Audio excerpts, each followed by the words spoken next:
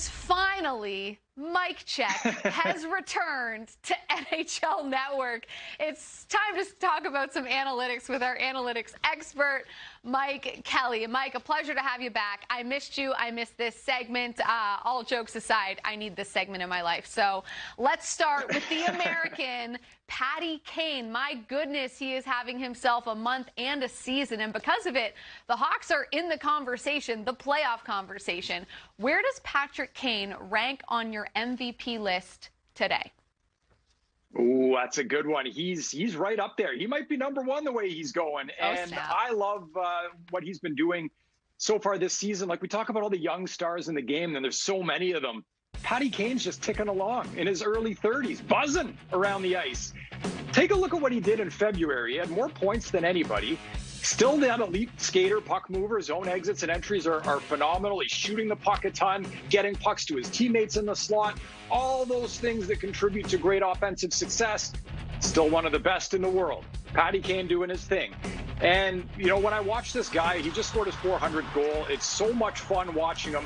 What I love watching about Patrick Kane, that shot right there from the high slot.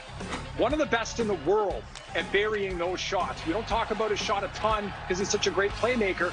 But you go back to like 2015, 16, he started scoring a lot of goals, shooting it more. It opens up the playmaking because now you have to respect that shot so much. And when he gets it in that high slot area, because he is so deadly, he can look and make that pass and open up space for his teammates as well. Patrick Kane is such a dual threat that he is still collecting a ton of points here, you know, midpoint of his career, mid to late point of his career.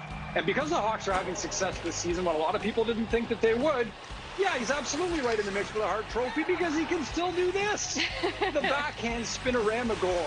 Just let it breathe, Jackie. This is so much fun to watch. I love it. Oh, it's so good. Flashes of his boy, Denny Savard. I know they have a great relationship, Patrick Kane and Denny Savard, and we all know Denny Savard was famous for his spinorama move as well. And Patrick Kane, you're right, he's got to be in that MVP conversation. Best point per game pace of his career, which is saying a heck of a lot when you look at his resume. But let's talk about the Toronto Maple Leafs as well. They continue to establish themselves as the cream of the crop in that all-Canadian division, despite the carousel between the pipes. What has stood out to you about the goaltending performance in TO? They've gotten what they've needed for a while, if you go back the last couple of years, and that is strong play from the backup goaltending position. This was an element that was missing last season, certainly, and Jack Campbell's been great this season. Michael Hutchinson's been great this season.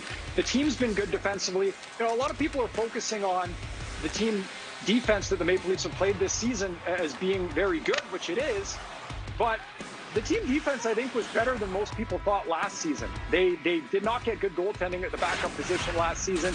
Frederik Andersen had a down year. You compare, though, the backup goaltending last season and what that save percentage was at .892 to what it is this year. The backups are 6-1-0. It's night and day. That's been a big part of the overall defensive success for the Maple Leafs this season. They played a couple of games recently against the Oilers. Connor McDavid's been held off the score sheet. They played really well defensively. I love the way TJ Brody is able to defend off the rush especially. But that backup goaltending position has really helped them cut that goals against down and just continue to win games, which they are doing at a pretty crazy rate in that North Division. They certainly are. I think it said it all when Tyson Barrie said, they look like a team that's playing the way we tried to play last year. So things going well for the Toronto Maple Leafs. Not so much for the New York Rangers. Mika Zibanejad has cooled off significantly after last season. And it's really been a struggle for that team kind of all around. Why do you think he is struggling to score? Well, the first thing that I look at when I look at a guy who's scored a lot and then isn't scoring a lot is he still getting chances? Is the process still good?